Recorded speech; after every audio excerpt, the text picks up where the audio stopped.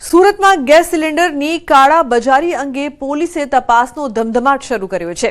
શહેરના અલગ અલગ ગેસ ગોડાઉનમાં પોલીસે દરોડા પાડ્યા છે। પોલીસની ટીમે ગોડાઉનમાં તપાસ કરી તો કાળાબજારી કરનાર વિરુદ્ધ કાયદા અંતર્ગત કાર્યવાહીની ઉચ્ચારી ચીમકી। સુરત જિલ્લા અને શહેરમાં એલપીજી સિલિન્ડરની કોઈ અછત ન સર્જાય એના ભાગરૂપે પુરવઠા વિભાગ અને એસઓજી દ્વારા સંયુક્ત તપાસ હાથ ધરવામાં આવી છે।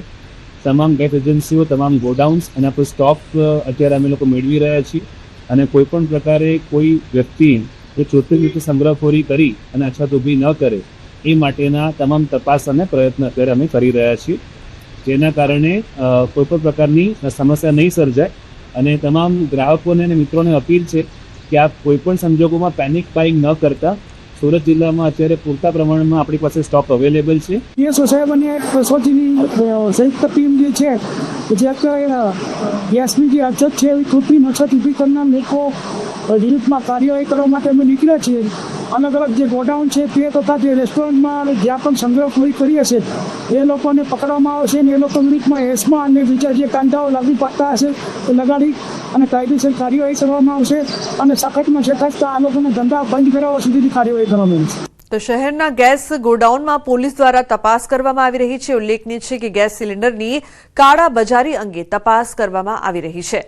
તો ગેસ ગોડાઉનમાં પોલીસ દ્વારા દરોડા પણ પાડવામાં આવ્યા છે। કાળાબજારી ન થાય તેના માટે તકેદારી શહેરના ગેસ ગોડાઉનમાં પોલીસે તપાસ કરી અને કઈ રીતની અત્યારે પરિસ્થિતિ છે તે પણ જોયું। ગેસ સિલિન્ડરની કાળાબજારી અંગે તપાસ કરવામાં આવી।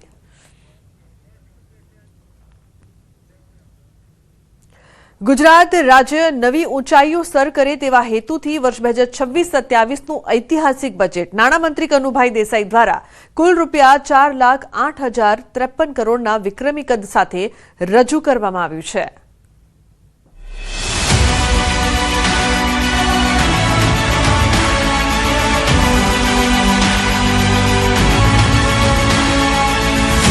જ્યારે સંકલ્પ મક્કમ હોય અને નેતૃત્વ દૂરોગામી હોય ત્યારે પ્રગતિના નવા આયામો સર થાય છે। આજે ગુજરાત માત્ર ભારતનું જ નહીં પણ વિશ્વનું ગ્રોથ એન્જિન બની ચૂક્યું છે। પ્રધાનમંત્રી નરેન્દ્ર મોદીએ વર્ષો પહેલા રોપેલું વિકસિત ગુજરાતનું બીજ આજે એક વટવૃક્ષ બનીને કરોડો ગુજરાતીઓને સમૃદ્ધિની છાયા આપી રહ્યું છે। ત્યારે ગુજરાત રાજ્ય નવી ઊંચાઈઓ સર કરે તેવા હેતુથી વર્ષ 2026-27નું ઐતિહાસિક બજેટ નાણામંત્રી કનુ દેસાઈ દ્વારા કુલ રૂપિયા 4,08,053 કરોડના વિક્રમી કદ સાથે રજૂ કરવામાં આવ્યું છે। આ બજેટ જે માત્ર આંકડાઓ નથી પરંતુ વિકસિત ગુજરાત 2047નું સ્વપ્ન છે।